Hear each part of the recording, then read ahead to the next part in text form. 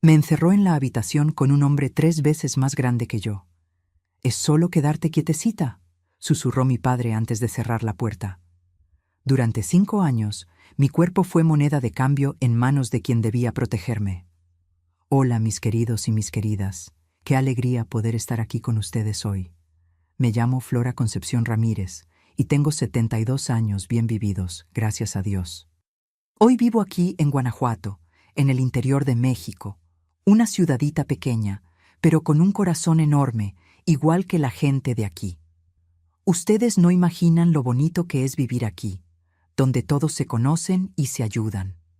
Después del cafecito, me siento en la mecedora que era de mi difunta madre, que Dios la tenga, y empiezo a tejer. Ya hice tantas servilletas, bufandas y gorros que ni sé contarlos. Empecé a tejer cuando tenía unos 60 años, ¿saben? Fue mi nietecita Juliana quien me enseñó. Imagínense nomás, la nieta enseñándole a la abuela. El mundo da tantas vueltas, ¿verdad? Ella llegó un día a mi casa con las agujas y unos ovillos coloridos. «Abuelita, voy a enseñarte algo que te va a ayudar a calmar los nervios», me dijo. Al principio, mis manos temblorosas apenas podían sostener las agujas, pero con su paciencia y mi terquedad acabé aprendiendo. Y hoy, esas agujas y hilos son mis compañeras fieles. Cuando mis deditos ya están cansados de tanto tejer, voy a la cocina a preparar alguna cosita. Hoy mismo hice unas quesadillas con queso fresco, que son una delicia. La receta vino de mi abuela, que era hija de indígenas de aquí de la región. En aquella época no había tantas modernidades, no. Todo lo hacíamos en el fogón de leña, con paciencia y cariño. Mi casita es sencilla, pero es mi rinconcito de paz.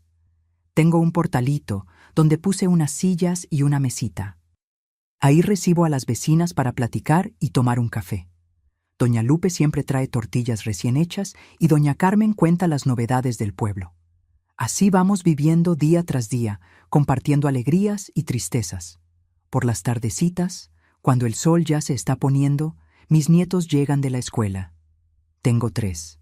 Juliana de 15, Gabriel de 12 y la pequeña Mariana de 8 añitos. Ellos llenan la casa de vida con sus risas y juegos.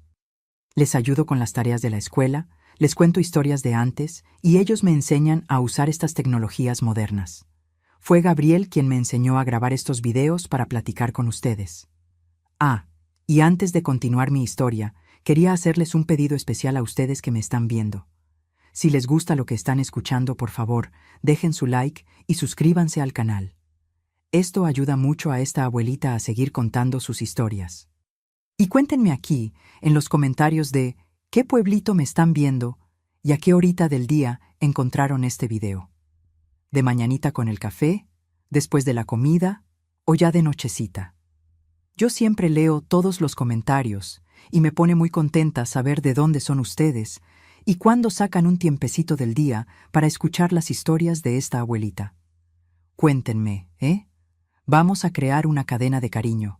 Pero hoy no vine solo a hablar de mis plantitas y de mis nietecitos, no. Vine a contar una historia que guardé por muchos años, bien escondida en el fondo del corazón. Una historia de dolor, pero también de superación. Porque, mis queridos, la vida no siempre fue color de rosa como lo es hoy. Hubo un tiempo en que viví una pesadilla en manos de quien debería protegerme, mi propio padre. Nací en Dolores Hidalgo, cerquita del río Laja, en el interior de Guanajuato. Era un pueblito tranquilo, donde todos se conocían y las noticias corrían más rápido que las aguas del río. Nuestra casa era sencilla, de adobe con techo de palma, pero mi madre, Guadalupe, dejaba todo tan arregladito que parecía un palacio. Ella era una mujer fuerte, de manos gruesas de tanto trabajar, pero con una sonrisa que iluminaba el mundo entero. Mi padre, Eduardo, trabajaba como pescador y vendía el pescado en el mercado del pueblo. Era un hombre alto, de hombros anchos, con una risa que hacía temblar las paredes, pero que tenía una mirada que cambiaba como el tiempo. Éramos una familia grande. Además de mí, la más pequeña, tenía a mis 4 hermanos mayores. Gustavo, el mayor, que desde chico ayudaba a papá en la pesca. Después venía Esperanza, que tenía un don especial con las plantas. Ignacio, que era calladito y vivía con la cabeza metida en los libros que la maestra le prestaba. Y Olivia, que tenía unos 3 años más que yo y era mi compañera a todas horas. Nuestra casa quedaba en la parte más alejada de Dolores Hidalgo, casi a la orilla del río. Era una casa pequeña, pero el patio era enorme. Tenía árboles de mango, de guayaba y hasta unas gallinas que mamá criaba. El piso era de tierra y cuando llovía se formaba un lodo que aprovechábamos para hacer muñequitos. Las paredes eran de adobe, esa mezcla de barro con paja que nosotros mismos ayudábamos a preparar. Nuestra cocina tenía un fogón de leña que mamá encendía bien tempranito. El olor del café colándose en esos coladores de tela llenaba toda la casa. No teníamos baño dentro de casa, no. Era una casita de madera allá en el fondo del patio. Y cuando llovía era una tristeza tener que ir hasta allá. Nos bañábamos con agua del pozo que papá sacaba con una cuerda y un balde. En invierno era aquella agua helada que te erizaba todo el cuerpo, pero ni nos importaba. Era todo muy natural para nosotros. Mi infancia, hasta los 8 años, fue como la de cualquier niña del interior en aquella época. Me despertaba con el canto del gallo, ayudaba a mamá a barrer el patio y a alimentar a las gallinas. Después iba a la escuela, que era solo un saloncito donde la maestra Soledad enseñaba a todos los niños juntos, sin importar la edad. Recuerdo hasta hoy el olorcito del gis y de la cartilla amarillenta que usábamos para aprender las primeras letras. Después de la escuela era hora de jugar. Inventábamos cada juego. Había trompos, canicas, escondidas y mi favorito que era saltar la cuerda.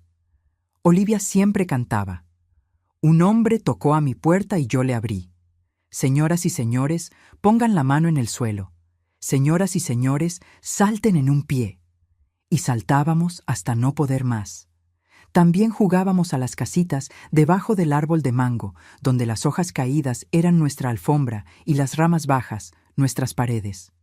Mis amiguitos eran los hijos de los vecinos.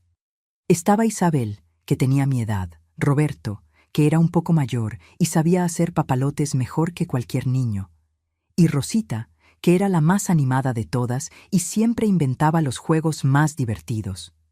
Corríamos descalzos por esos caminos de tierra, nos caíamos, nos raspábamos, pero nos levantábamos y seguíamos jugando como si nada hubiera pasado. Por la noche, después de que papá volvía de la pesca y mamá terminaba de arreglar la cocina, nos sentábamos frente a la casa para escuchar las historias que la abuela Josefa contaba. Eran historias de la Llorona, del Charro Negro, del Nahual y de la Malinche, que ella decía que protegía los bosques de Guanajuato. Las escuchábamos con los ojos muy abiertos, con miedo y fascinación al mismo tiempo. Los fines de semana, toda la familia iba a la iglesia.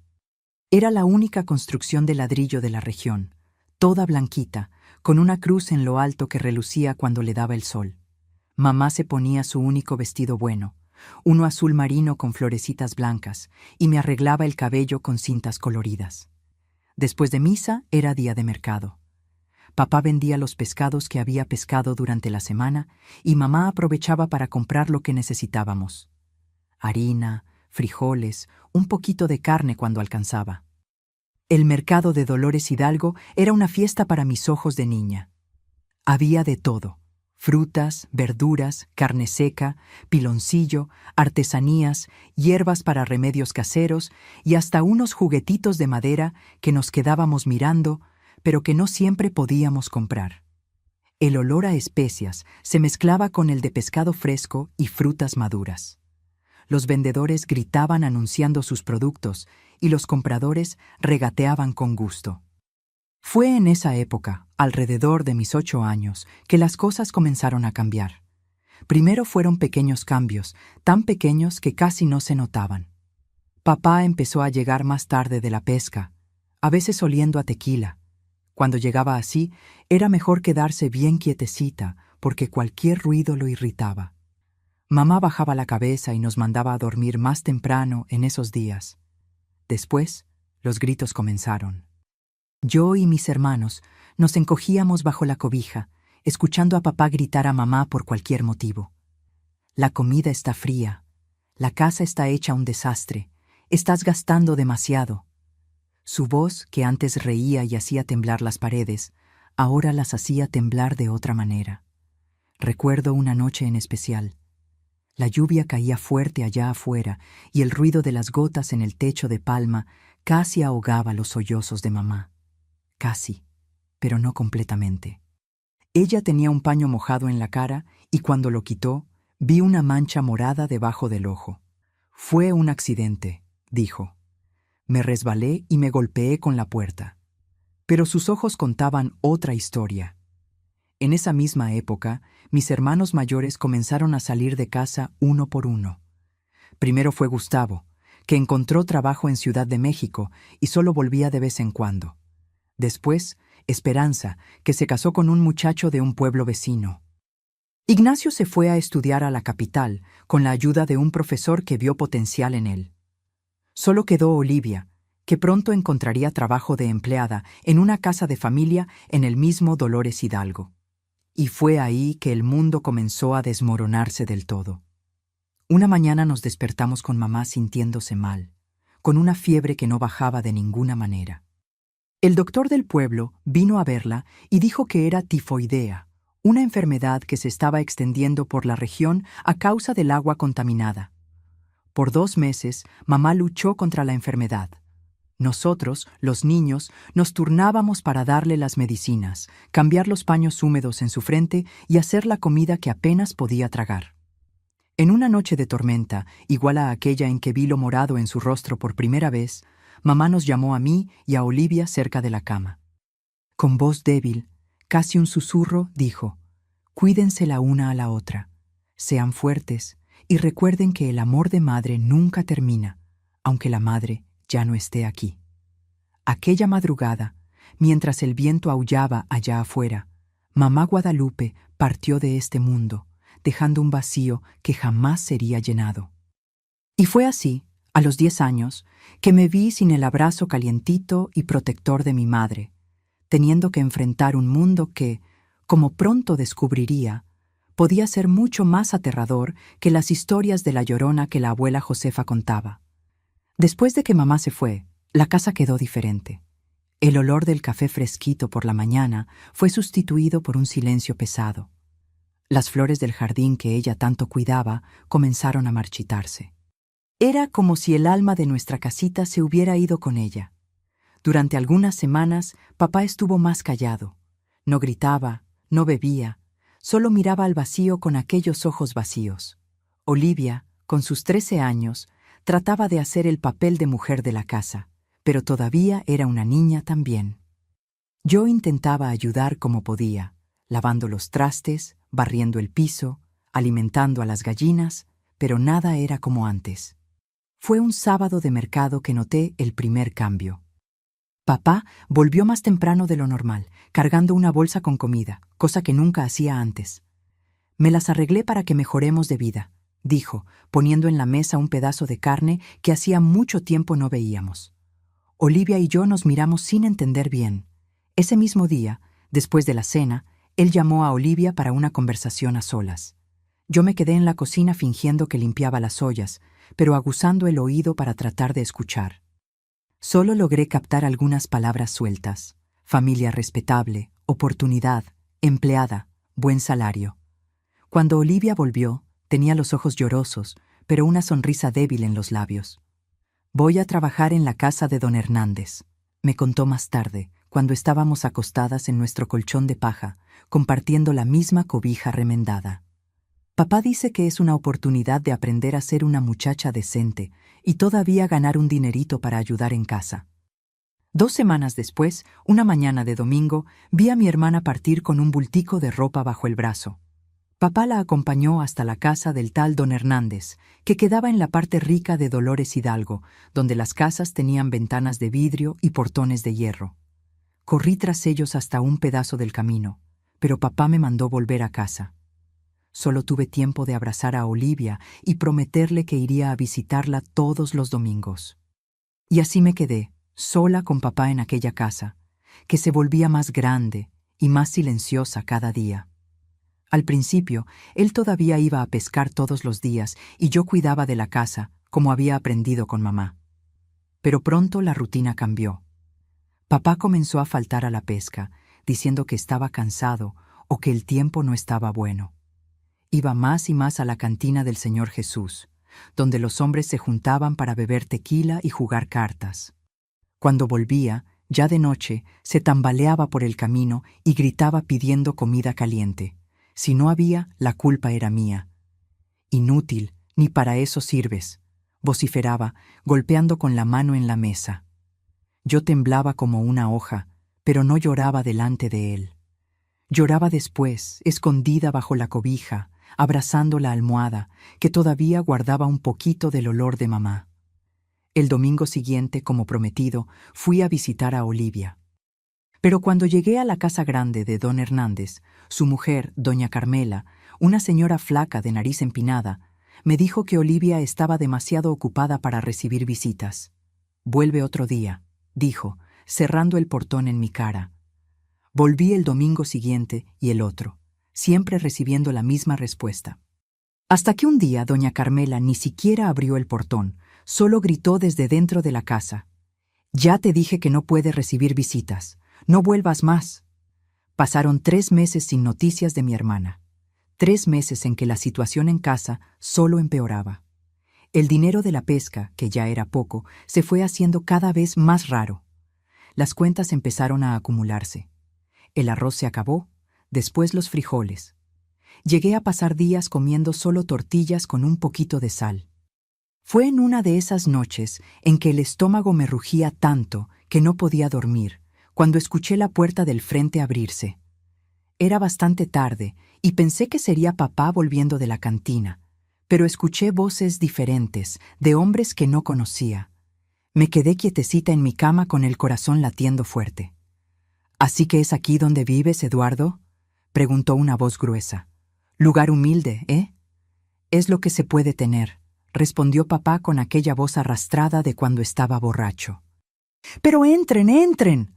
Los hombres entraron en la sala que estaba separada del cuarto solo por una cortina vieja. Eran 3 además de mi padre. Por el agujerito de la cortina pude ver que todos tenían vasos en la mano. «¿Y dónde está esa hija de la que tanto hablas?», preguntó otro hombre más bajo y barrigón. «Estoy curioso por conocerla». «Flora, ven aquí», gritó papá. Todo mi cuerpo se heló. No quería salir de aquella cama, pero sabía que era peor desobedecer. Me puse mi único vestido decente, que ya estaba demasiado corto, y salí de detrás de la cortina. 4 pares de ojos me miraron de arriba abajo y sentí un escalofrío recorrer mi espalda. «¿Es esta?», preguntó el tercer hombre, más viejo que los otros, con cabellos canosos en las sienes. «Pero si es solo una niña». «Va a cumplir 11 años el mes que viene», respondió papá, poniendo la mano en mi hombro con fuerza. «Pero ya sabe cocinar, lavar, planchar, hace todo el trabajo de la casa». Fue entonces que entendí lo que estaba sucediendo. Como Olivia, yo también estaba siendo ofrecida para trabajar como empleada. Sentí una mezcla de alivio y miedo. Alivio por salir de aquella casa que solo traía recuerdos tristes ahora. Miedo por no saber lo que me esperaba. «Bueno», dijo el hombre barrigón, rascándose el mentón. «Mi mujer anda necesitando ayuda con los niños pequeños. ¿Cuánto estás pidiendo, Eduardo?». Fue como si un balde de agua fría me cayera encima. Papá no estaba solamente buscándome un empleo, me estaba vendiendo. «Para usted, que es mi amigo, lo hago por 300 pesos.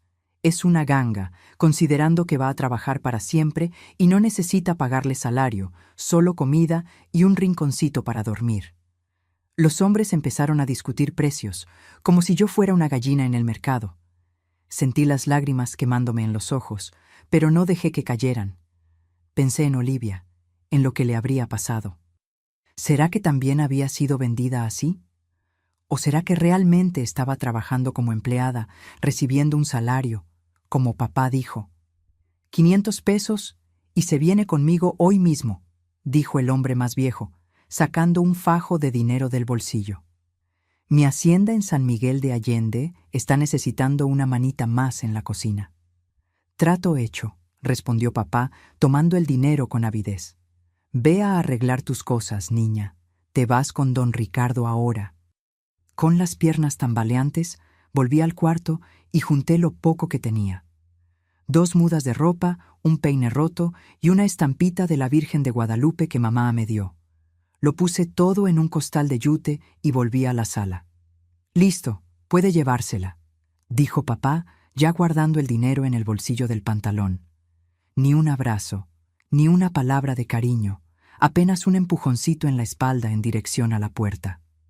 Don Ricardo me condujo hasta una carreta que esperaba afuera. «Súbete ahí atrás», ordenó, señalando la parte de atrás, donde había sacos de harina y otros víveres. Obedecí en silencio, sentándome sobre uno de los sacos, abrazando mi bulto contra el pecho. Mientras la carreta se alejaba, miré hacia atrás una última vez. Papá estaba en la puerta contando el dinero a la luz del quinqué. No me miró, no hizo un gesto, no mostró ninguna señal de que estaba mandando lejos a su última hija. En ese momento, supe que estaba sola en el mundo. El viaje a San Miguel de Allende duró toda la noche. Encogida entre los sacos, balanceándome con los sacudones de la carreta en los caminos de tierra, traté de no pensar en lo que me esperaba. Intenté recordar las historias que la abuela Josefa contaba, los juegos con Olivia, la sonrisa de mamá, pero el miedo era más fuerte que los recuerdos. Cuando llegamos, ya amanecía. La hacienda de don Ricardo era enorme, con una casa principal de 2 pisos, blanca, con ventanas azules y varias construcciones menores esparcidas alrededor. Fui llevada directamente a la cocina, donde una mujer morena, de cabellos grises y manos callosas, me recibió con una mirada de pena. «Esta es Flora», dijo don Ricardo. «Enséñale el trabajo, Juana, y recuerda que no quiero ver a nadie holgazaneando por aquí». Juana asintió con la cabeza y esperó a que él saliera para acercarse a mí. «¿Cuántos años tienes, niña?», preguntó con una voz sorprendentemente amable. «Voy a cumplir 11», respondí todavía abrazada a mi bulto, como si pudiera protegerme. Ella suspiró profundamente. «Ay, Dios mío, otra niña más». Sus ojos encontraron los míos y vi en ellos una mezcla de tristeza y determinación. «Escucha bien, niña. Aquí en la hacienda de don Ricardo, las cosas no son fáciles, pero voy a hacer lo posible por protegerte. Solo haz lo que yo te diga y no respondas cuando los patrones te hablen, ¿entendido?». Asentí con la cabeza, sintiendo un poquito de esperanza por primera vez desde que había entrado en aquella carreta. Al menos allí había alguien que parecía preocuparse. Pero aquella esperanza duró poco. A la mañana siguiente, descubrí lo que realmente significaba ser una criada en la hacienda de don Ricardo. El sol todavía no había salido cuando Juana me despertó aquella primera mañana en la hacienda. Me sacudió suavemente, puso el dedo en los labios pidiendo silencio y señaló un vestido desteñido que había dejado a los pies del petate donde yo dormía. «Ponte esto y ven conmigo», susurró. El vestido era demasiado grande, pero amarré la cintura con un pedazo de cuerda y seguí a Juana hasta la cocina. Era un cuarto grande con un fogón de leña enorme, una mesa larga de madera oscura en el centro y estanterías llenas de ollas de todos los tamaños. El olor a café recién colado y a leña quemada me recordó a casa y por un instante sentí un nudo en la garganta. «Aquí», dijo Juana entregándome un metate pesado. «Muele estos granos de café mientras preparo el desayuno de los patrones». Me senté en un banquito bajo y comencé a trabajar. El metate era pesado para mis brazos flacos y pronto mis manos comenzaron a arder. Pero continué, observando a Juana moverse por la cocina con la agilidad de quien conoce cada rincón. Ella amasaba la masa de las tortillas, cortaba frutas, batía huevos y todavía encontraba tiempo para lanzarme miradas alentadoras. Cuando el sol finalmente apareció, la mesa de la cocina ya estaba puesta para los trabajadores de la hacienda y una bandeja con el desayuno de los patrones esperaba para ser llevada a la casa grande. Juana me dio un pedazo de tortilla y una taza de café con leche. «Come rápido», dijo. Después hay que lavar todos los trastes. Apenas había terminado de comer cuando la puerta de la cocina se abrió y entró una mujer alta, de cabellos rubios, recogidos en un moño apretado. Era doña Pilar, esposa de don Ricardo. Sus ojos azules me examinaron de arriba a abajo con frialdad. «¿Así que tú eres la nueva criada?», dijo con un acento que delataba su origen extranjero. «Juana, después de que termine aquí, mándala a la casa grande. Quiero ver si sirve para algo más que la cocina». Después de que ella salió, Juana se acercó a mí. «Ten cuidado con doña Pilar», susurró.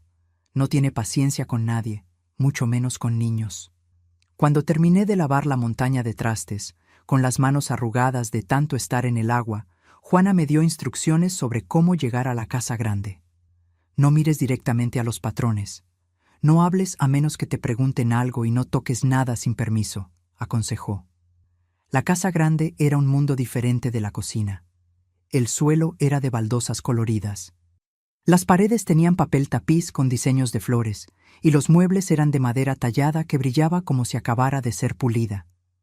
Encontré a doña Pilar en la sala, sentada en un sillón bordado, hojeando una revista. «Ah, finalmente», dijo ella, cerrando la revista. «Ven acá». Me acerqué, manteniendo los ojos bajos, como Juana me había enseñado. «Mírame», ordenó.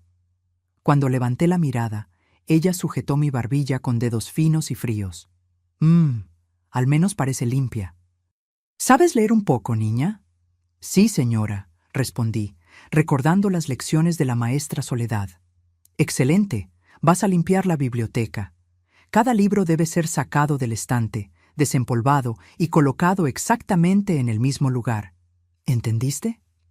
Pasé el día entero en la biblioteca, subiendo y bajando por una escalera de madera, sacando libros polvorientos de los estantes altos. Muchos tenían títulos en idiomas que no conocía, con tapas de cuero que olían a humedad y tiempo. Mis brazos dolían, mi estómago rugía de hambre, pero no me atrevía a parar ni por un minuto. Cuando finalmente terminé, ya era casi de noche. Volví a la cocina exhausta, esperando poder comer algo. Juana me sirvió un plato de frijoles con tortilla y un pedazo pequeño de carne seca. «¿Cómo te fue allá?», preguntó mientras yo devoraba la comida. «Cansado», respondí, «pero creo que la señora quedó satisfecha». Juana sacudió la cabeza. «No te engañes, niña. Aquí nadie queda satisfecho nunca». Y ella tenía razón. En los días que siguieron, me di cuenta de que no importaba cuánto me esforzara, siempre había algo mal. Si lavaba el piso, no estaba lo suficientemente brillante. Si arreglaba las camas, las sábanas no estaban perfectamente estiradas. Si ayudaba en la cocina, era muy lenta o muy torpe. Las tareas eran interminables. Despertaba antes del sol para ayudar con el desayuno. Después limpiaba la casa grande, lavaba ropa, planchaba sábanas, restregaba ollas, escardaba el jardín, alimentaba a las gallinas y cualquier otro trabajo que necesitara ser hecho. Por la noche caía en el petate de la cocina, tan cansada que apenas podía pensar. Pero lo peor no era el trabajo en sí, era el trato. Para los patrones, yo era invisible hasta que hacía algo mal. Entonces, de repente, existía, pero solo para recibir gritos y a veces hasta golpes en las manos o tirones de orejas. Don Ricardo raramente aparecía en la cocina, pero cuando lo hacía, sus ojos pequeños y oscuros me seguían por la habitación, haciéndome sentir incómoda. Era un hombre grande, de hombros anchos y manos gruesas, con una voz que hacía temblar las paredes cuando se enojaba. Fue él quien me dio la primera paliza 2 semanas después de mi llegada. Estaba llevando una bandeja con la cena para el comedor, cuando tropecé con la alfombra y tiré una fuente de arroz. El ruido de la porcelana rompiéndose fue seguido por un silencio mortal. «Torpe», rugió don Ricardo, levantándose de la mesa. «¿Sabes cuánto cuesta esa porcelana?». Antes de que pudiera responder, agarró una vara delgada que estaba colgada en la pared. Yo nunca había entendido para qué servía hasta aquel momento. Los golpes en mis piernas y espalda ardían como fuego, pero aprendí ese día a no llorar delante de los patrones. Las lágrimas solo los irritaban más. Más tarde en la cocina, Juana puso un remedio de hierbas en las marcas rojas que la vara había dejado. «Tienes que ser más cuidadosa», dijo, pero su voz era amable. «Él no tiene piedad de nadie». Con el paso de los meses, fui aprendiendo a moverme por la casa como una sombra, a prever lo que los patrones querían antes incluso de que lo pidieran, a desaparecer cuando don Ricardo estaba de mal humor. Juana se convirtió en mi única amiga, la única persona que me trataba como gente. Fue ella quien me contó sobre los otros niños que habían pasado por allí. «Algunos huyen», dijo una noche, mientras hacíamos la última comida del día. «Pero la mayoría no tiene a dónde ir, y los que huyen, cuando los atrapan...». No completó la frase, pero la mirada que me lanzó lo decía todo. Una noche, casi un año después de mi llegada, Juana me llamó a un rincón oscuro de la cocina. «Tengo algo que contarte», susurró.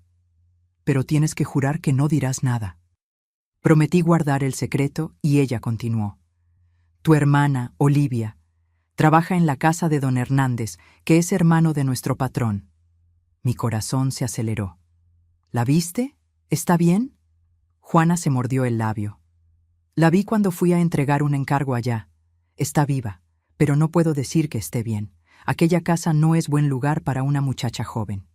Quise preguntar más, suplicarle que me llevara hasta allá, pero Juana puso un dedo en mis labios. «No podemos hacer nada ahora, pero un día, quién sabe». La esperanza de algún día volver a ver a Olivia era como una pequeña llama que me mantenía viva. En los días más difíciles, cuando el trabajo parecía no tener fin, o cuando los gritos y las palizas se volvían insoportables, me aferraba a esa esperanza. Pero la realidad de la hacienda seguía siendo dura e implacable. Con el tiempo, mis dedos quedaron callosos de tanto restregar, mis manos agrietadas de tanto estar en el agua con sosa. Mi cuerpo, que era de niña cuando llegué, comenzaba a cambiar, y eso trajo nuevos peligros. Me di cuenta de que la mirada de don Ricardo sobre mí estaba diferente. Ya no era solo la mirada irritada del patrón a la empleada torpe. Era algo más, algo que me hacía querer esconderme cuando él estaba cerca. Juana también lo notó. «No te quedes sola con él», me advirtió cierta vez después de sorprender al patrón observándome mientras barría el porche. «Y si te llama para ir a su despacho por la noche, di que estás enferma, que tienes fiebre, cualquier cosa». Yo no entendía completamente lo que ella quería decir, pero sentía que era algo grave. El miedo pasó a ser mi compañero constante. Miedo a don Ricardo, miedo a doña Pilar, miedo a nunca más ver a Olivia, miedo a pasar el resto de mi vida en aquella hacienda. El tiempo pasaba lentamente, marcado por las estaciones. La época de cosecha, cuando el trabajo se duplicaba. La época de lluvias, cuando las goteras en el techo de la cocina no nos dejaban dormir. La época de fiestas, cuando la casa se llenaba de invitados y teníamos que trabajar día y noche para dar abasto a todo. En una de esas fiestas, poco antes de mi cumpleaños número 12, ocurrió algo que lo cambiaría todo. La hacienda estaba llena de hacendados y sus esposas, todos vestidos con sus mejores ropas. Yo y otras 2 niñas, que habían sido traídas recientemente, Catalina y Matilde, servíamos bebidas y aperitivos, intentando ser invisibles como nos habían enseñado. Fue cuando vi un rostro conocido entre los invitados.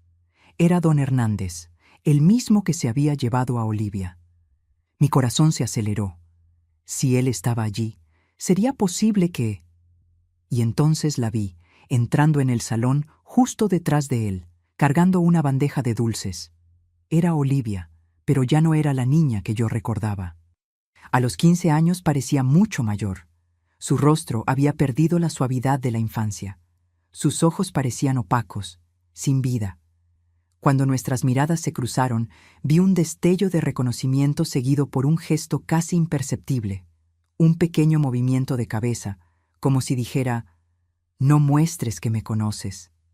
Obedecí, continuando mi trabajo como si nada hubiera pasado, pero por dentro mi corazón latía tan fuerte que pensé que todos podrían oírlo. Mi hermana estaba viva. Estaba allí a pocos metros de mí. Más tarde, cuando todos estaban ocupados con la cena, conseguí chocarme con ella en el pasillo. Encuéntrame en la veranda de atrás después de que todos se duerman. Susurré rápidamente antes de seguir mi camino, como si nada hubiera ocurrido. Aquella noche, mientras esperaba la hora de que todos se recogieran, hacía planes. Tal vez podríamos huir juntas, encontrar a nuestros hermanos mayores, comenzar una vida lejos de allí. La simple idea de estar con Olivia nuevamente me daba un valor que no sabía que tenía. Poco sabía yo que aquel reencuentro tan esperado cambiaría mi destino de formas que jamás podría imaginar. La casa finalmente se silenció alrededor de la medianoche. Los invitados, embriagados por el vino y la comida abundante, se retiraron a sus habitaciones. Los patrones, cansados de tanto socializar, también se retiraron. En la cocina, Juana y las otras criadas terminaban de guardar los últimos platos y ollas. «Voy a tomar un poco de aire allá afuera», susurré a Juana. «No puedo dormir con este calor». Ella me lanzó una mirada desconfiada, pero asintió. «No tardes y cuidado con los perros». Con el corazón latiendo acelerado, caminé entre las sombras hasta la veranda trasera. La luna llena iluminaba el patio, proyectando sombras alargadas de los árboles en el suelo de tierra. Esperé, encogida en un rincón oscuro, contando los segundos y temiendo que Olivia no pudiera venir. Después de lo que pareció una eternidad, escuché pasos ligeros acercándose. Una figura esbelta surgió en la veranda, mirando a todos lados antes de susurrar. «Flora, ¿estás ahí?» Salí de las sombras y en un instante estábamos abrazándonos. El cuerpo de Olivia estaba tan delgado que podía sentir sus huesos a través del vestido fino. Olía a perfume caro, un olor que no combinaba con la hermana que yo conocía. «Olivia, pensé que nunca más te vería», dije con la voz entrecortada por las lágrimas que intentaba contener. Ella se apartó un poco, sujetando mis hombros. A la luz de la luna pude ver su rostro con más claridad. Había algo diferente en ella, además de la delgadez y la apariencia más vieja.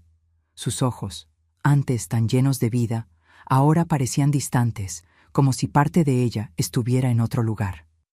«No tenemos mucho tiempo», dijo, mirando nerviosamente por encima del hombro. «Si descubren que estamos conversando». «¿Qué te pasó?», pregunté, incapaz de contener la pregunta que me consumía. «¿Por qué nunca más te vi? ¿Por qué no me dejaban visitarte?» Olivia bajó la mirada. «Flora, las cosas no son como papá dijo que serían. No soy empleada. Soy...» Dudó, buscando las palabras. «Soy propiedad de don Hernández, como tú lo eres de don Ricardo». Incluso con mis casi 12 años, entendí lo que quería decir. Las advertencias de Juana, las miradas de don Ricardo, todo comenzaba a tener un terrible sentido. «Al principio era solo trabajo doméstico», continuó Olivia, su voz casi un susurro. «Pero después, cuando cumplí 13 años...» Su voz falló y no pudo continuar. Nos quedamos en silencio por un momento, solo sosteniendo las manos una de la otra, como hacíamos cuando éramos pequeñas y teníamos miedo durante las tormentas. «Necesitamos huir de aquí», dije finalmente, apretando sus manos. «Juntas podemos encontrar a Gustavo o a Esperanza o...» «No es tan simple», interrumpió Olivia con una amargura que no combinaba con su edad. «Ya intenté huir una vez. Me atraparon antes de llegar al camino principal». Giró la cara y, a la luz de la luna, vi una cicatriz fina que descendía desde su oreja hasta su barbilla. Fue el castigo por tratar de ser ingrata, como él dijo. Sentí un escalofrío recorrer mi espalda. «Pero no podemos quedarnos aquí para siempre. Don Ricardo, él me mira de una manera...» «Lo sé», dijo Olivia, y vi lágrimas brillando en sus ojos. «Es por eso que tenemos que ser astutas. No podemos simplemente correr. Necesitamos un plan». Asentí, sintiendo una mezcla de miedo y determinación creciendo dentro de mí. «¿Qué tipo de plan?». Olivia miró a los lados una vez más, asegurándose de que estábamos solas. «Hay un muchacho que trabaja en las tierras de don Hernández», Ramón. Él ha sido bueno conmigo. Me trae comida cuando estoy castigada. Me avisa cuando el patrón está de mal humor. Él dijo que conoce gente en Ciudad de México que puede ayudarnos. ¿Ciudad de México? ¿Está tan lejos? Pero es nuestra mejor oportunidad. Una ciudad grande donde podemos desaparecer. Y Gustavo está allá, ¿recuerdas? Si logramos llegar hasta él. La mención del nombre de nuestro hermano mayor trajo una pizca de esperanza. Gustavo siempre fue el fuerte, el protector. Si estuviéramos con él, estaríamos seguras. ¿Cómo haríamos eso?, pregunté, ya imaginando el viaje. Dentro de un mes habrá la fiesta de la independencia. Los patrones van a la ciudad, a una casa del alcalde. Llevan solo algunos empleados. Yo ya me ofrecí para ir. Tú necesitas hacer lo mismo. Si estamos en la ciudad, será más fácil escapar. El plan parecía peligroso, casi imposible, pero la alternativa, quedarme en la hacienda, esperando que don Ricardo finalmente hiciera conmigo lo que temía, era impensable. Lo intentaré, prometí. Pero ¿y si no me eligen para ir? Entonces intentaremos otra cosa, respondió Olivia con una determinación que me recordó a mamá. Pero no voy a dejarte aquí, Flora, no después de finalmente encontrarte. Oímos un ruido viniendo de la casa y nos separamos rápidamente. Tengo que volver, susurró Olivia. Si doña Carmela se da cuenta de que salí de la habitación, nos abrazamos una última vez fuertemente, como si quisiéramos absorber la presencia una de la otra para los días solitarios que vendrían. 1 mes, murmuró ella en mi oído. Aguanta firme 1 mes más. Y entonces se fue, desapareciendo en las sombras tan silenciosamente como había llegado.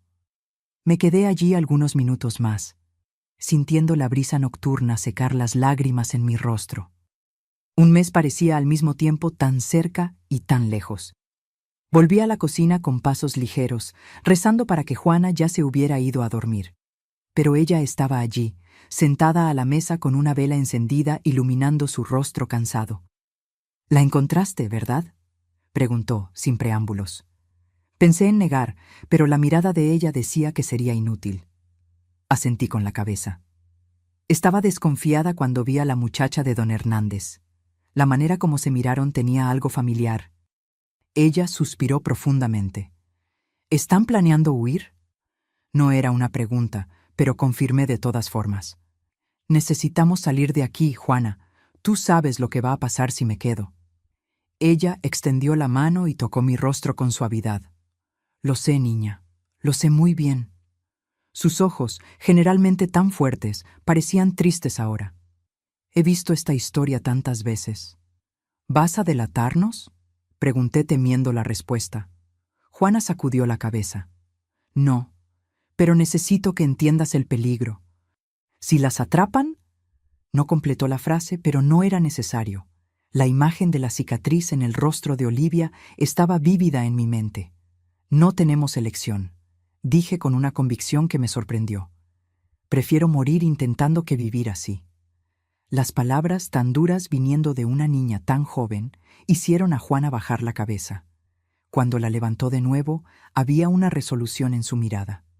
Voy a ayudarlas. En las semanas siguientes viví en un estado constante de nerviosismo. Cada vez que don Ricardo entraba en la cocina, yo temblaba. Cada vez que doña Pilar me llamaba, temía que de alguna forma hubiera descubierto nuestros planes. Para mi desesperación, a medida que la fiesta de la independencia se acercaba, las miradas de don Ricardo se volvían más insistentes, más amenazadoras. Una noche, él me llamó a su despacho para servir tequila. Mientras llenaba su vaso, sentí su mano tocar mi pierna.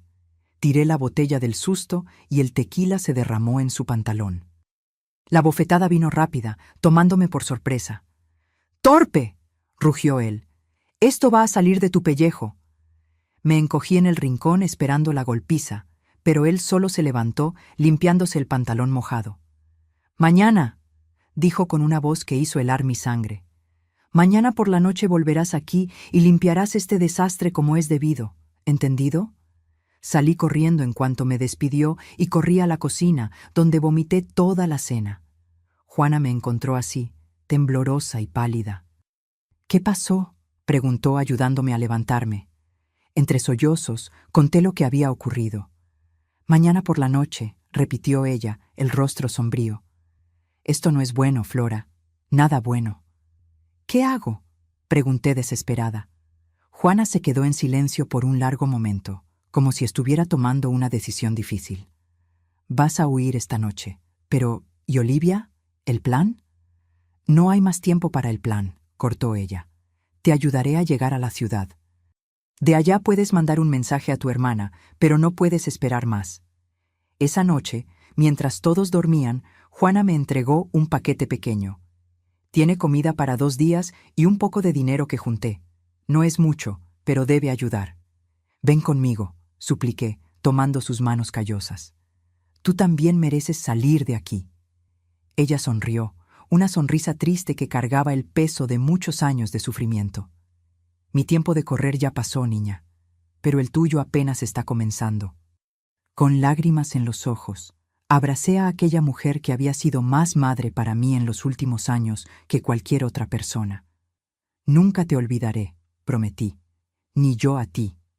Ve antes de que alguien se despierte». Salí por la puerta de atrás de la cocina, llevando solo el pequeño paquete de Juana y la esperanza de una vida mejor. La noche estaba oscura, sin luna, lo que era bueno para esconderme, pero malo para encontrar el camino. Siguiendo las instrucciones de Juana, mantuve el camino principal a distancia, caminando por el monte, guiada solo por las estrellas y por la fe de que Dios me miraba. Cada sonido me sobresaltaba. El ulular de un búho, el susurro de las hojas, el aullido distante de un perro. Imaginaba a los capataces de don Ricardo en mi búsqueda, los perros oliendo mi rastro. Pero seguí caminando, un pie delante del otro, repitiendo bajito el nombre de mis hermanos como un mantra de esperanza. Con la primera luz de la mañana, llegué a la orilla de un río, el mismo río Laja que bañaba mi ciudad natal, ahora mi ruta de escape. Allí, exhausta y con los pies sangrando, tuve que tomar una decisión: seguir por la orilla, arriesgándome a ser vista, o intentar cruzar, arriesgándome a ahogarme. Fue cuando escuché a lo lejos el ladrido de los perros. Los ladridos se hacían más fuertes a cada segundo. Miré hacia el río, sus aguas oscuras y revueltas, y sentí el miedo paralizarme. Nunca fui buena nadadora. Las pocas veces que había entrado en el Laja, había sido de la mano de Olivia o de Gustavo, en tramos poco profundos y tranquilos. Este era diferente, profundo y con corriente fuerte. «Dios mío, ayúdame», murmuré mientras los ladridos se acercaban. Fue entonces cuando divisé a algunos metros río abajo una pequeña canoa amarrada a un tronco caído. Parecía vieja y maltrecha, pero era mi única oportunidad. Corrí hacia ella, ignorando las espinas que arañaban mis piernas desnudas y las piedras que lastimaban mis pies descalzos. La canoa tenía un pequeño agujero, pero todavía flotaba. Con manos temblorosas, desaté la cuerda que la sujetaba al tronco. No había remo, solo un pedazo de madera que tal vez podría servir para dirigir la embarcación. Entré en la canoa que se balanceó peligrosamente, amenazando con volcarse. Me agarré a los bordes con fuerza, esperando que el balanceo pasara. Después usé el pedazo de madera para empujar la canoa lejos de la orilla. La corriente pronto me atrapó, llevándome río abajo mucho más rápido de lo que esperaba. Miré hacia atrás y vi en la orilla que acababa de dejar a 3 hombres con perros. Uno de ellos señaló en mi dirección, gritando algo que el viento se llevó. Vi a uno de los hombres entrar en el agua como si fuera a intentar nadar hasta mí, pero otro lo jaló de vuelta, gritando y gesticulando. La canoa giraba y se balanceaba en la corriente, y todo lo que podía hacer era agarrarme a los bordes y rezar. El agua entraba por el pequeño agujero en el fondo, mojando mi falda. El sol comenzaba a salir, lanzando una luz dorada sobre el río, volviendo todo aterradoramente visible. No sé decir cuánto tiempo estuve así, a merced de las aguas. Minutos u horas, era imposible precisar. El miedo y el agotamiento comenzaban a cobrar su precio y sentí mis ojos pesados incluso en medio del peligro. Fue un sacudón violento lo que me despertó. La canoa había golpeado una piedra y ahora giraba descontroladamente. A lo lejos, escuché el sonido que los ribereños más temían, el rugido de unos rápidos. El río Laja, generalmente tan manso, tenía sus tramos traicioneros y yo estaba siendo arrastrada hacia uno de ellos. «¡Ayúdame, Virgencita!», grité cuando la canoa comenzó a tomar velocidad, bajando por los rápidos. El agua salpicaba para todos lados, empapándome completamente. Un golpe particularmente fuerte casi me tiró de la canoa. Me agarré con toda la fuerza, los nudillos blancos de tensión. Y entonces, tan repentinamente como había comenzado, los rápidos terminaron. La canoa se deslizó hacia aguas más tranquilas, pero el alivio duró poco. El impacto en las rocas había agrandado el agujero y el agua entraba con más fuerza. Ahora la canoa comenzaba a hundirse. Miré alrededor, desesperada. La orilla derecha parecía intransitable, con barrancos empinados y vegetación densa. Pero a la izquierda vi una pequeña playa de arena seguida por un terreno más plano. Usando el pedazo de madera como remo improvisado, intenté dirigir la canoa hacia allá, pero estaba demasiado pesada con el agua que entraba. Cuando el agua ya llegaba a la altura de mis rodillas dentro de la canoa, tomé una decisión. Apretando el paquete de Juana contra el pecho, salté al agua. El choque del agua fría me quitó el aliento, y por un momento me hundí, tragando agua del río. Cuando emergí, tosiendo y jadeando, la corriente ya me llevaba lejos de la orilla. Intenté nadar, moviendo los brazos como había visto hacer a mis hermanos, pero el peso de la ropa mojada y del paquete me jalaba hacia abajo. La orilla parecía cada vez más distante y el agotamiento comenzaba a vencer. No voy a morir así, pensé. No después de todo lo que he pasado. Con un último esfuerzo, solté el paquete, sacrificando la comida y el dinero por la oportunidad de vivir, y nadé con toda la fuerza que me quedaba. La orilla se acercaba lentamente, cada brazada una pequeña victoria contra la muerte. Cuando mis pies finalmente tocaron el fondo, apenas podía creerlo. Me arrastré a la pequeña playa de arena, cayendo de rodillas en cuanto salí del agua. Me quedé allí tosiendo, temblando y llorando de alivio, pero no podía descansar por mucho tiempo. Los hombres de don Ricardo podían estar en cualquier lugar y yo estaba sola, empapada, sin comida y sin dinero. Me levanté con esfuerzo y comencé a caminar, siguiendo el curso del río. El sol ya estaba alto en el cielo cuando divisé lo que parecía ser un pequeño poblado. De lejos podía ver algunas casas de paja, similares a la de mi infancia en Dolores Hidalgo, y una construcción mayor que parecía ser una iglesia o un almacén. Dudé. ¿Y si alguien allí trabajaba para don Ricardo? ¿Y si me entregaban? El hambre y el cansancio, sin embargo, hablaron más alto. Necesitaba ayuda o no sobreviviría mucho más tiempo. Me acerqué cautelosamente, tratando de parecer lo menos sospechosa posible, lo que era difícil considerando mi ropa mojada y mi apariencia desgreñada. Las primeras personas que vi fueron algunas mujeres tendiendo ropa en tendederos improvisados. Cuando me vieron, pararon lo que hacían, mirándome con asombro. «Buenos días», dije con la voz temblorosa. «Disculpen, me perdí». Una de las mujeres, mayor que las otras, se acercó a mí. Tenía cabellos grises, recogidos en un moño, y manos callosas como las de Juana. «Perdida es poco, niña», dijo, observando mi ropa empapada y los rasguños en mis brazos y piernas. «Pareces que escapaste del infierno». No respondí. No sabía cuánto podía contar, cuánto era seguro revelar. «Estás temblando», continuó. «Ven, vamos adentro. Me llamo Luisa». La seguí hasta una casita simple, pero limpia y organizada. Dentro, el olor a café y a pan de elote me hizo recordar que no comía nada desde la noche anterior. Mi estómago rugió alto y Luisa sonrió. «Siéntate», dijo, señalando un banquito de madera cerca de la mesa. «Voy a buscar algo para que comas y una ropa seca». Mientras ella se movía por la casa, Miré alrededor, buscando señales de peligro. Vi solo los objetos típicos de un hogar simple: ollas de barro, canastos de palma, algunas imágenes de santos en la pared. Luisa volvió con una muda de ropa y un pedazo de toalla. «Cámbiate detrás de ese biombo», dijo, señalando un rincón de la sala. «Después ven a comer».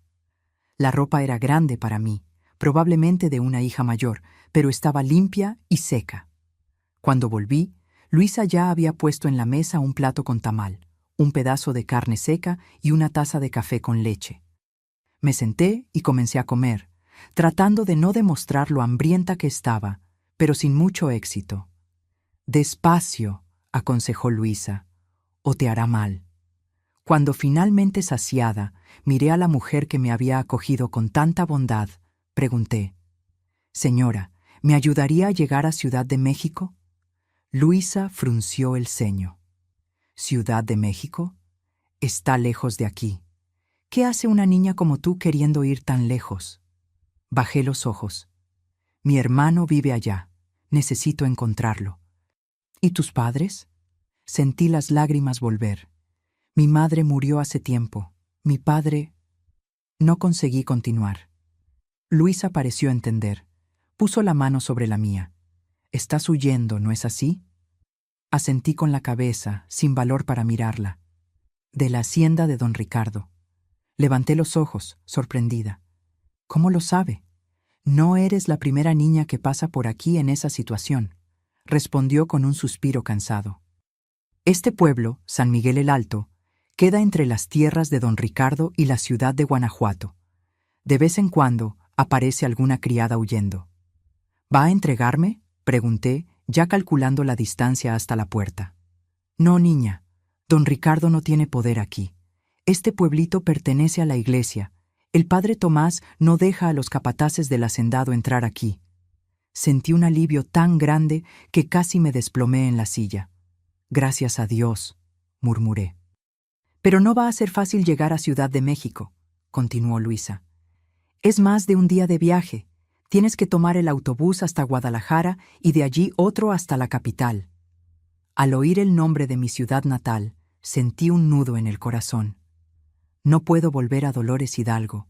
Mi padre puede encontrarme. Luisa se quedó pensativa. «Entiendo, pero hay otro camino. Puedes tomar el autobús de aquí hasta San Luis Potosí y de allí el autobús para Ciudad de México. Es más largo, pero más seguro». La mención de dinero me hizo recordar el paquete perdido en el río. «No tengo cómo pagar el pasaje», confesé avergonzada. Luisa se quedó en silencio por un momento. Después se levantó y fue hasta un pequeño baúl en el rincón de la sala. Volvió con un saquito de tela. «Esto debe ser suficiente para los pasajes y un poco de comida», dijo, entregándome el saquito que tintineaba con monedas. Era para el ajuar de mi hija menor, Lucía, pero ella también fue llevada a una hacienda. Nunca más volvió. Miré el saquito, después a Luisa, sin palabras para expresar mi gratitud. «Solo prométeme una cosa», continuó, sosteniendo mis manos. «Cuando llegues a Ciudad de México, busca ayuda. No te quedes sola en las calles. Y un día, cuando puedas, ayuda a otra niña que lo necesite, como yo te estoy ayudando ahora». Prometí con lágrimas en los ojos. «Voy a buscar a mi hermano Gustavo y después voy a volver para buscar a mi hermana Olivia. Ella todavía está presa en la hacienda del hermano de don Ricardo». Luisa sonrió, una sonrisa triste que hablaba de muchas pérdidas. «Tienes valor, niña. Lo vas a necesitar». Esa misma tarde, Luisa me llevó hasta el pequeño embarcadero del pueblo. Un autobús se preparaba para salir hacia San Luis Potosí. «¡Daniel!», llamó Luisa, saludando al hombre que acomodaba maletas en el autobús. «Tengo una pasajera para ti». Daniel, un hombre de mediana edad con la piel curtida por el sol y el polvo, me miró con curiosidad. «Es sobrina de una amiga mía de San Luis Potosí», explicó Luisa con una naturalidad que me sorprendió.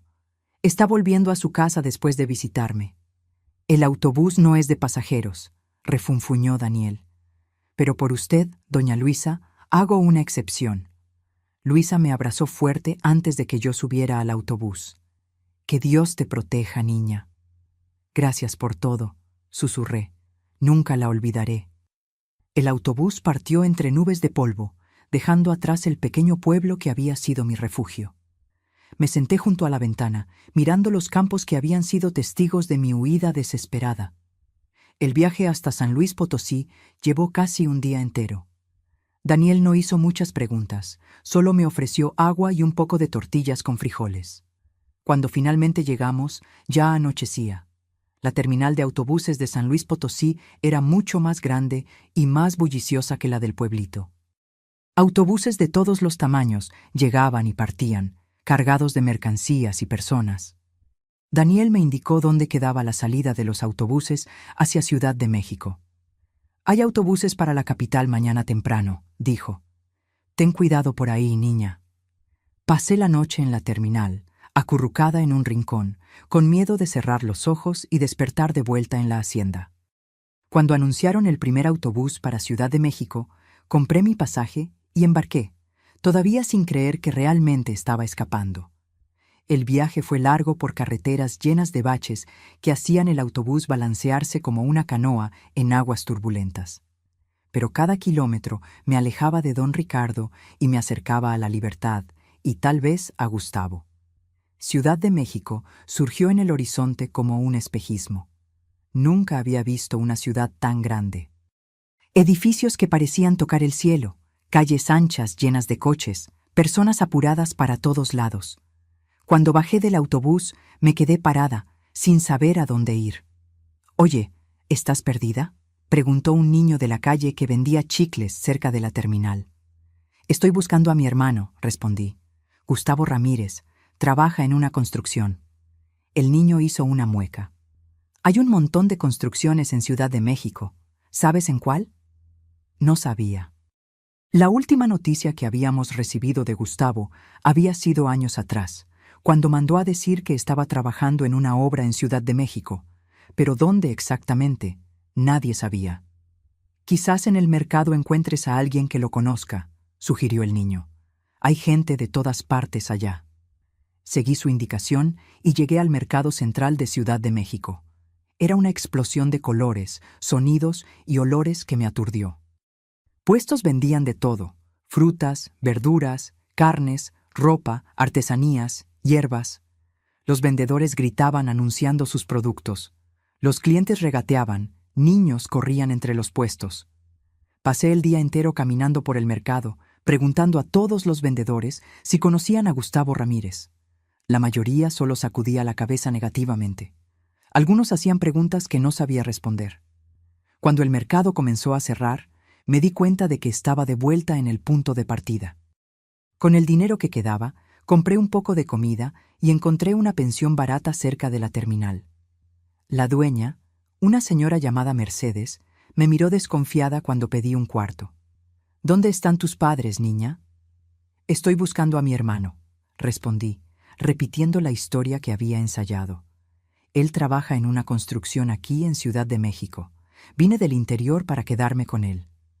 Mercedes no pareció muy convencida, pero aceptó el dinero que le ofrecí. «Solo por una noche», dijo. «Mañana tienes que encontrar a tu hermano». El cuarto era pequeño y simple, pero limpio. Me acosté en la cama, exhausta, pero incapaz de dormir. La libertad tan soñada ahora venía acompañada de un nuevo miedo: el de no encontrar a Gustavo, de quedar sola en una ciudad grande y desconocida. Al día siguiente, después de un desayuno simple ofrecido por Mercedes, salí nuevamente en busca de mi hermano. Esta vez, seguí el consejo de uno de los huéspedes de la pensión y fui hasta el sindicato de trabajadores de la construcción civil. El edificio del sindicato era simple, con un letrero descolorido en la entrada. Dentro, algunos hombres conversaban en voz baja. Me acerqué tímidamente al mostrador, donde un señor de lentes organizaba papeles. «Disculpe», dije con la voz temblorosa. «Estoy buscando a mi hermano, Gustavo Ramírez. Él trabaja en construcciones aquí en Ciudad de México». El hombre me miró por encima de los lentes. «Gustavo Ramírez. No recuerdo ese nombre, pero tenemos un registro de los afiliados. Déjame verificar». Mientras él consultaba un gran libro de registros, mi corazón latía acelerado. Era mi última esperanza. No tenemos ningún Gustavo Ramírez registrado, dijo finalmente el hombre. ¿Estás segura de que trabaja en construcción civil? Sentí como si el suelo desapareciera bajo mis pies. Sí, estoy segura. Por lo menos eso es lo que hacía cuando salió de casa. ¿Y cuándo fue eso? Hace unos 5 años. El hombre suspiró. Muchas cosas pueden cambiar en 5 años, niña. Puede estar en otra ciudad, otro estado incluso. Salí del sindicato destrozada, sin Gustavo, sin dinero, sin un lugar para quedarme. ¿Qué haría ahora? Estaba caminando sin rumbo por la ciudad cuando escuché a alguien llamar mi nombre. Me volví asustada, temiendo ver a uno de los capataces de don Ricardo. Pero quien venía en mi dirección era una mujer que no reconocí de inmediato. Flora, ¿eres tú de verdad? Cuando ella se acercó, casi me caí hacia atrás de la sorpresa. Era Esperanza, mi hermana mayor, que había salido de casa para casarse años atrás. Estaba diferente, el cabello más corto, ropa de ciudad, pero era ella, sin duda. Esperanza, exclamé corriendo para abrazarla. ¿Cómo? ¿Cómo me encontraste? Ella me abrazó fuerte, después sostuvo mi rostro entre sus manos, como para confirmar que era realmente yo. No te encontré, fue casualidad o Dios, quién sabe. Estoy aquí comprando tela para hacer cortinas. Pero, ¿qué estás haciendo aquí y sola? Las lágrimas que había contenido por tanto tiempo finalmente llegaron. Entre sollozos, conté todo a Esperanza. La muerte de mamá, papá vendiéndome al hacendado, los años en la hacienda, la huida por el río, la ayuda de Luisa, la búsqueda de Gustavo.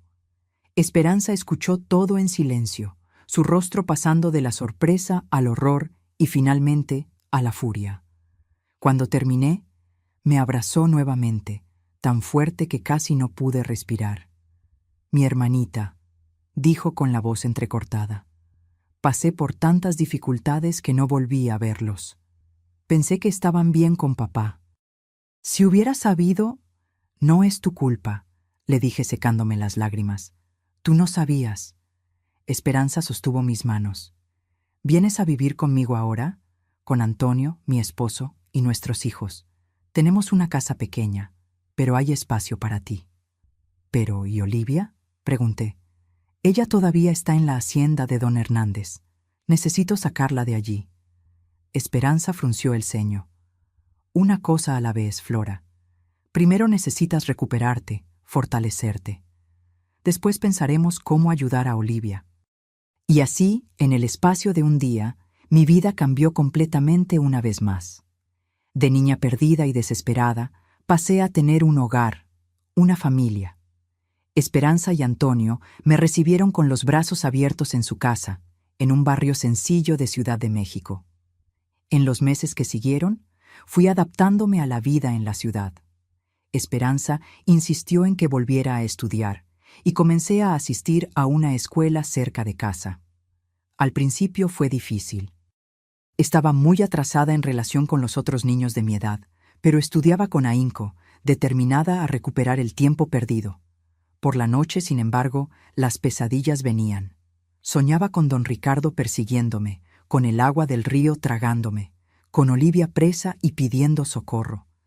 Despertaba gritando, empapada de sudor, y Esperanza venía a calmarme. Pasará, decía, acariciando mi cabello como mamá solía hacer. Con el tiempo pasará. Pero el tiempo pasaba y la preocupación por Olivia solo aumentaba. Necesitaba salvarla como me había salvado a mí misma. Necesitaba cumplir la promesa que nos hicimos aquella noche en la veranda de la hacienda. Fue cuando Ignacio, nuestro hermano estudioso, apareció para una visita. Estaba terminando la carrera de Derecho en Monterrey y había venido a pasar las vacaciones a Ciudad de México. Cuando supo de mi historia y de Olivia, su rostro generalmente calmado se transformó. «Esto es un crimen, Flora. Lo que te hicieron, lo que le están haciendo a Olivia, es trabajo esclavo, es abuso, es tráfico de personas. Tenemos que denunciarlo». «¿Denunciar?», pregunté sin entender. «¿A quién? La policía obedece a los hacendados». No en todas partes, respondió Ignacio.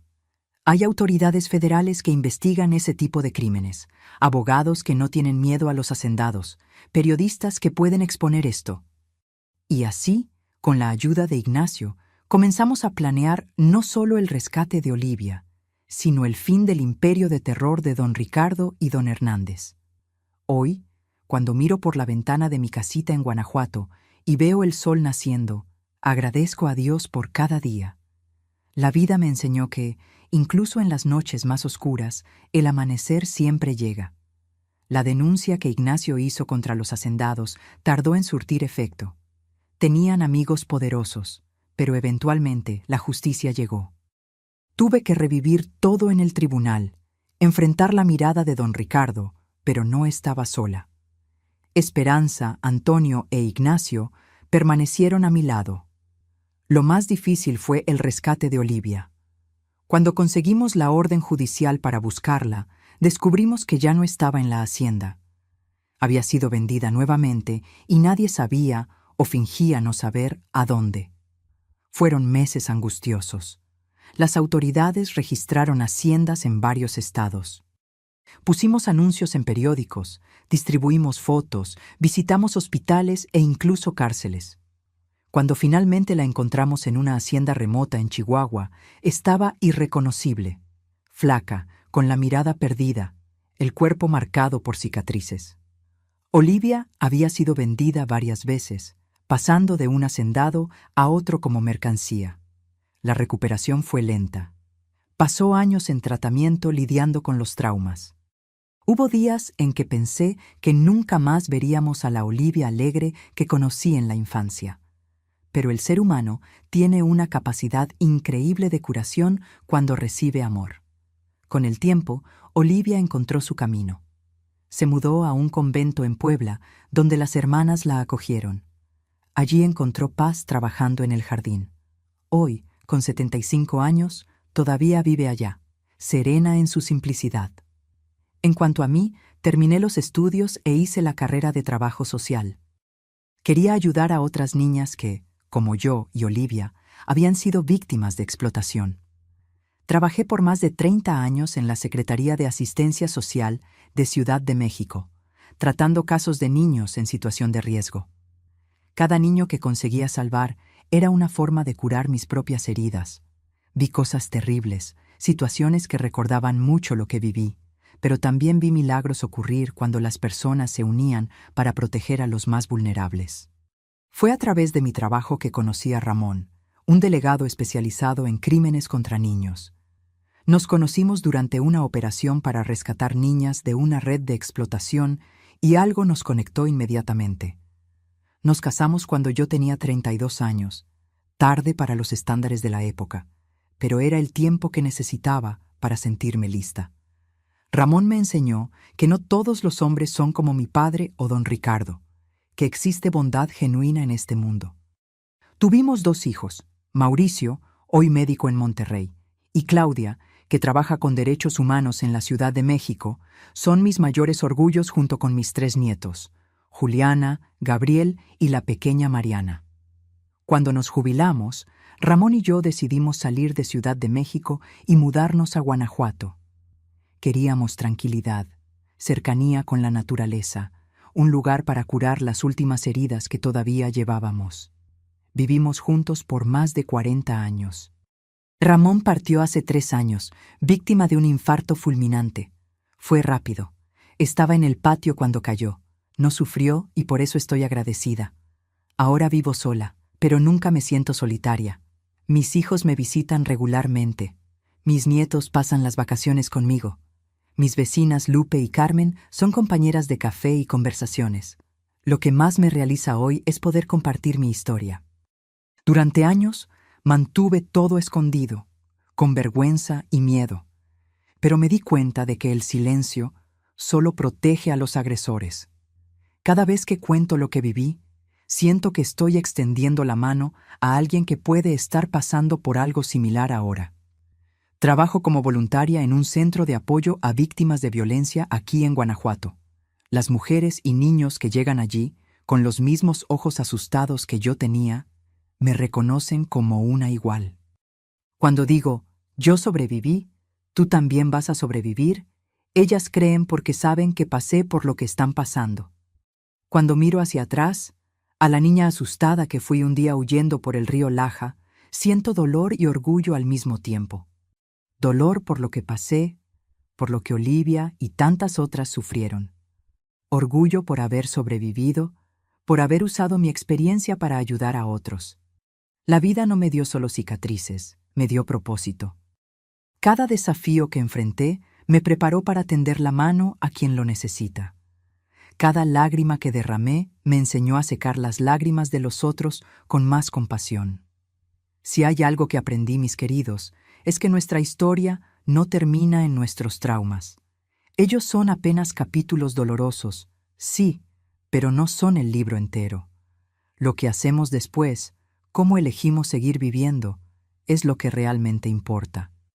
Y así voy llevando la vida un día a la vez, agradecida por cada amanecer, por cada abrazo de mis nietos, por cada oportunidad de transformar dolor en sanación, no solo para mí, sino para otros que cruzan mi camino.